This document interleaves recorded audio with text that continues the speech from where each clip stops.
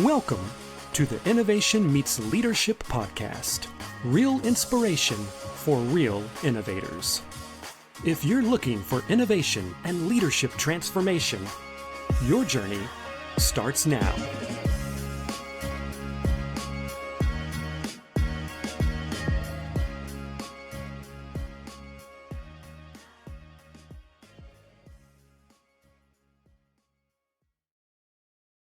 Welcome to the Innovation Meets Leadership podcast. I'm your host, Natalie Bourne. I would love for you to help us spread the word by leaving a review wherever you listen to podcasts so that other innovators like you can find us. And don't forget to check us out on YouTube as well. Hit that subscribe button when you go over there. Did you know we're a global community? We have over 60 plus countries listening to the podcast. That's so amazing. Today, to continue our global theme, we are talking to Esther Gons, based out of Amsterdam in Netherlands. She is the founder and CEO of GroundControl. It's an innovation software that focuses heavily on innovation accounting and helps corporate startup teams with development of new business models. She is an international speaker, and she was most recently named one of the women to watch in innovation, which is so amazing. Welcome to the podcast, Esther.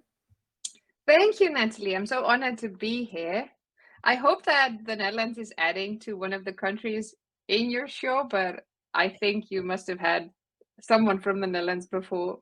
I feel like we have maybe just one person. Somebody's listening. I want to start out and talk about, you have a book out, which is so amazing. It just looks so beautiful. It's called Innovation Accounting. And I want to talk a little bit about what innovation accounting is. And the reason why I'm so excited about this title is because you don't usually hear innovation and accounting in the same sentence.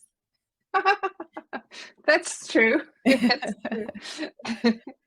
Yes, mostly I was astonished. I was also approached by people on LinkedIn that asked me that how I wanted to innovate the accounting industry, because they thought it would be about innovation within the accounting business, which it isn't. But once I told them what innovation accounting was really about, they were interested in that because it could change their business as well. So it was a happy coincidence that it led to that. But let's talk about innovation accounting and what it is then. I think that's what your question was about. It's not about innovation in accounting, although it might be a start, I think. Innovation accounting was coined by Eric Ries in his book Lean Startup, when it was still about how, as a startup, when you were doing data-driven experiments, you should be held accountable, making decisions based on these experiments, right? Whenever you want to get experiments from the market, get data from the market by doing an experiment, making sure your hypothesis is actually one that works, which is the basics of lean startup, then it makes sense to beforehand decide on what would be a success criteria. And then you can hold yourself accountable for your decision afterwards when you've done that experiment, making sure that you move forward based on actual learnings from the market rather than just gut feeling or guesses. But that one was when Lean Startup just started. And when we started working with it as a group of advocates for Lean Startup, and we started moving forward with that kind of innovation, not only with startups, but also with corporates, it grew into something more than just that type of innovation accounting.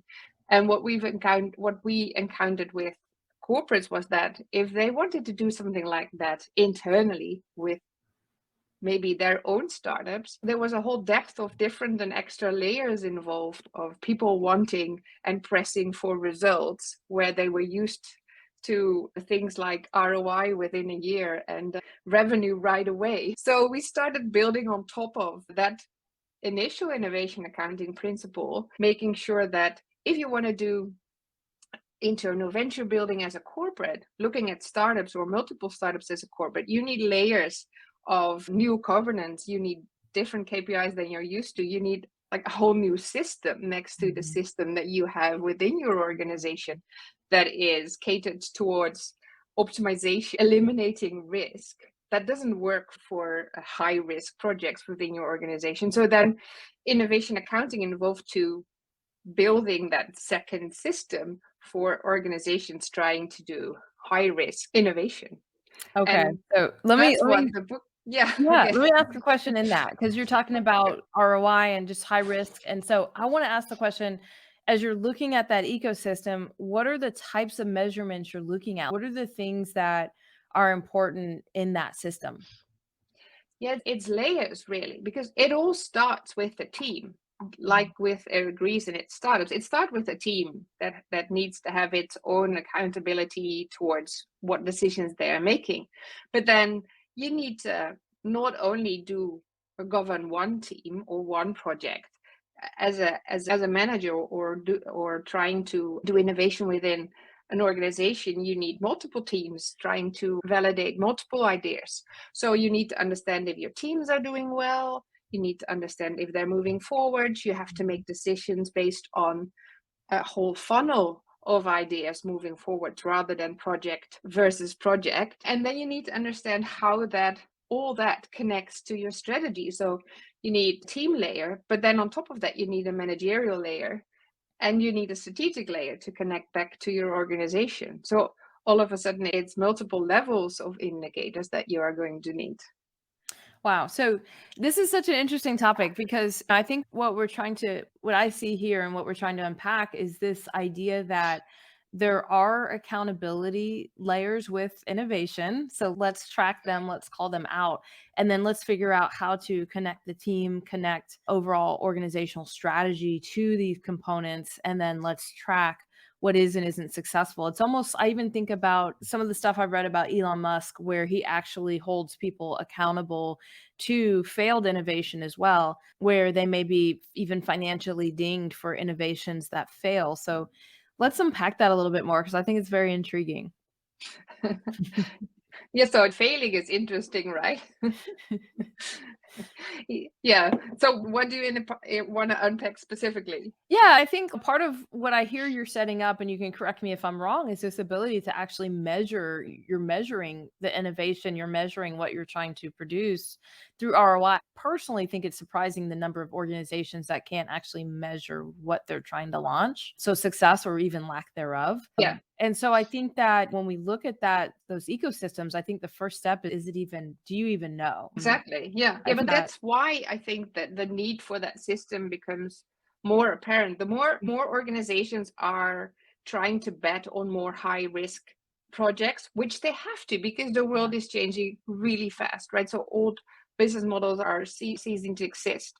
So we have to bet these high risk bets. But then it becomes so apparent then that the current system doesn't work for these kind of bets, because they're being flattened, risk averse processes and governance. But then if you leave them completely alone, how do you know that they're right, actually pushing for business models? How do right. you know that they're doing well enough to move forward with them? Because as I said, what you want is multiple ideas started.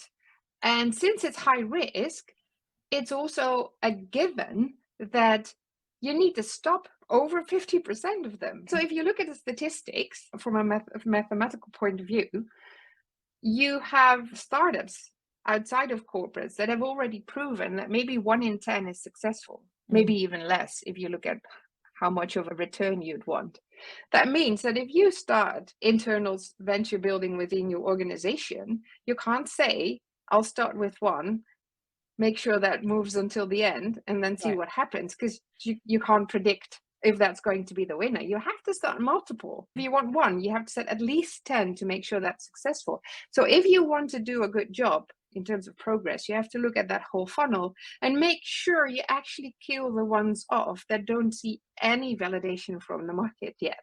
So And it doesn't have to be, what do those yeah, safe days look like when you want to kill something off? What are what are the metrics? What are the levers you're looking at when you say this one's not successful, it needs to die?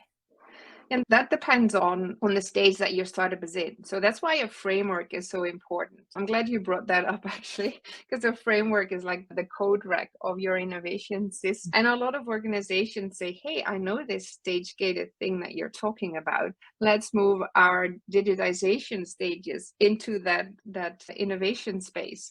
But even though it looks the same, it's used differently. It's actually perpendicular to what you're doing with digitization, where you use the stages as a sort of a rollout principle and say, if you have that feature or that amount of people, you can move forward. But because it's such a high risk innovation that you're doing, you're not using it to say only if you have this many people or this many features you can move forward.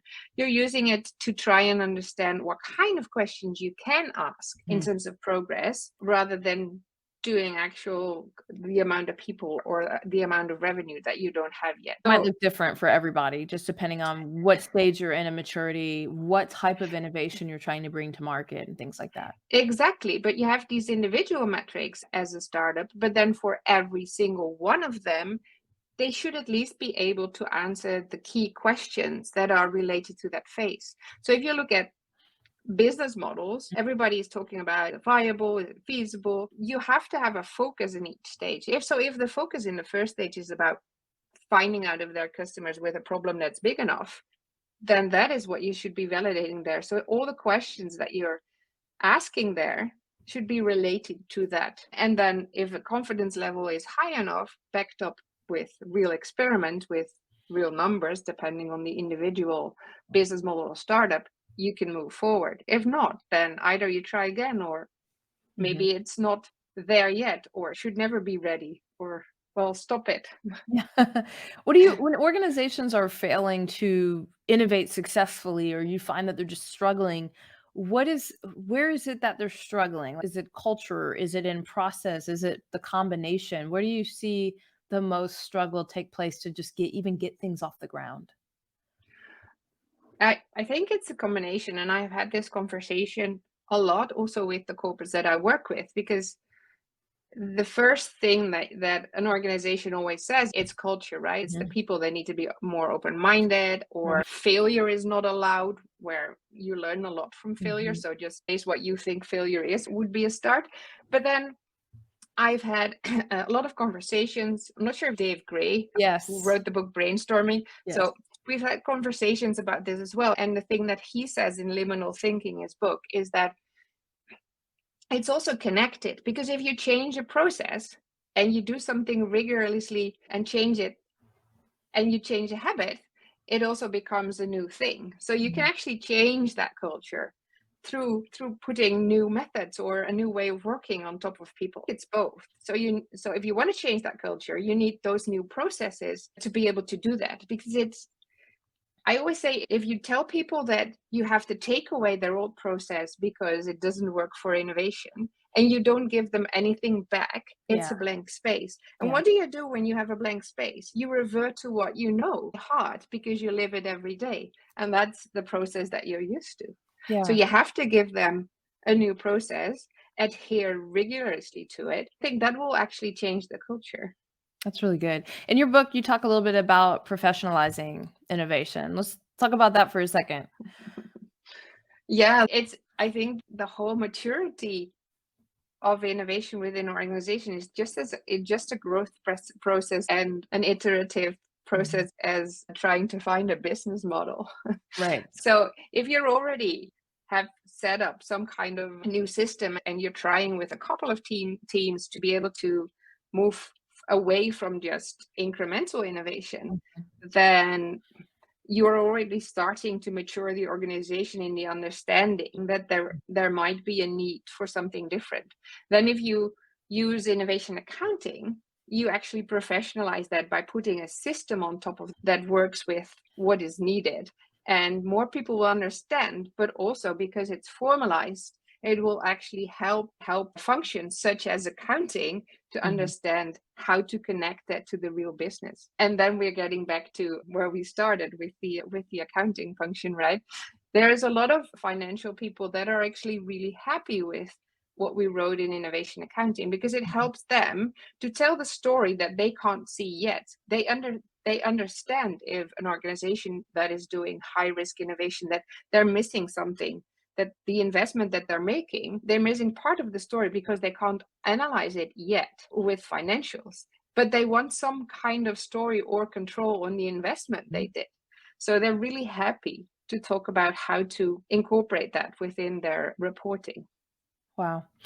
Yeah, I would encourage people to go out and take a look at your book, because you have so much material online about just starting to lean into how to think about these things and how to use it. I think in theory, people, I want to almost call it tribal knowledge, like we talk about it verbally, but documenting the way that we're going to measure innovation, the way that we're going to look at performance metrics before going into an idea, before surfacing it and starting to walk down that path. There's something really powerful in that when you can do that across, like you said, 10 different innovations, you can kill things early, right? The idea of failing fast, fail cheap, fail often, fail quickly so Exactly. that you don't cost the organization a bunch of money, but then you can use your learnings to go into the next thing. And part of, I think, where we break down is not properly measuring it and then not taking the learnings into the next thing we do. And it's almost like we have wasted money if we don't carry the learning forward. Yes, exactly that. And then celebrate the people that have failed and saved the company so much money and have them do it again because apparently they're good at it. So talk to me a little bit about just some final thoughts you would have for listeners on how they can begin to unlock this for their organization. Maybe if they're in charge of innovation within their organization, or maybe they're just a part of the bigger team, but they see the value in kind of bringing some of these concepts forward within their organization. Yeah. Yeah. And then it's important that if you really want to start, stay away from things like, we'll start with these 3 projects and see if it works for that first, right? You cannot pick winners, but make sure that you use the concept not on one layer, but start with a few of these indicators on all of these layers so that you have a little system going that you can prove. And then with that, also get buy-in from your managers that they see the value of this different approach. And if they see that you can actually mitigate risk with this approach, for these high risk startups, then that you have a buy-in immediately. Yeah. Okay. So what is your favorite chapter in the book and why? No pressure. Oh, that's a hard question. When we started, there was actually a chapter on ethics, but we removed it because it's not part of the system. But also, it had to be a concise book. But that was my favorite chapter. Wow. So the question of, we can do this. It's probably a nice business model, but should we? Do we want the world to be? If you do a chapter on, or if you do a book on ethics in the future, where my mind goes is Enron had innovation in accounting for real. It was just really a bad innovation. So you could literally unpack the idea of why ethics is so important. When we don't have ethics in an organization, it can topple the organization. It can cease to exist. Exactly. Yeah. So that's why my next favorite is actually the chapter where we talk about lenses in the portfolio part.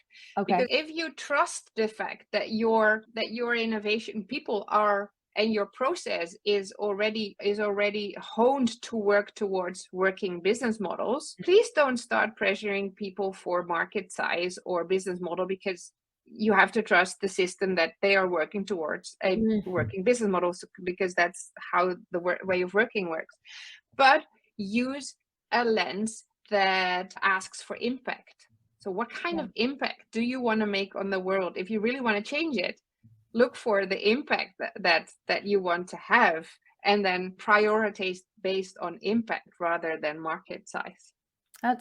I love that. And that's, to me, I think that oftentimes when we do innovation, just talking about market size alone doesn't really hit the true opportunity, at least not early on. We kill a lot of ideas because we can't articulate that just yet. That's so powerful. Yes, because you're also working with advocates, so you never know if the market will grow into the size that you wanted to, or how early that is, or you have to trust that you're looking for a business model that's big enough, of course, if you scale. But for the first few phases, then look at the impact you want to make, because otherwise you're never going to make that change. Yeah, even the idea that you may be creating the market that doesn't exist yet. And that is such a beautiful and exciting part of innovation. When you look at some of the breakthrough innovations that happen, oftentimes they went against what all the data was saying, and they did something completely different and created an outcome that people weren't expecting. And so we have to make room for those types of innovations as well, because that's real.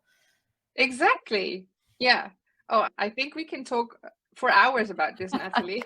I agree. Tell people where they can find you and where they can find more about your book. More about me, you can look me up on LinkedIn. I'm Esther, and there's an E in the middle between Esther and Gons for my middle name, which is Emily, because there's more Esther Gonses. You can find more about the book on innovationaccountingbook.com. That's awesome. I cannot wait for people to find you, follow you, and get this book, because it just looks so fascinating around going deeper on these topics. So thank you so much for your time today, Esther. It's been an absolute joy to have you. It was a pleasure to be here, Natalie. To our listeners, thank you for joining the Innovation Meets Leadership podcast. And remember, don't just get out of the box, break the box and set it on fire. Let's go transform something.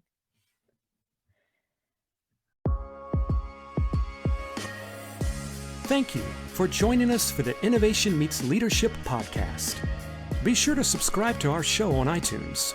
Follow us on Instagram or Facebook at Innovation Meets Leadership, and visit our site at innovationmeetsleadership.com for more innovation resources.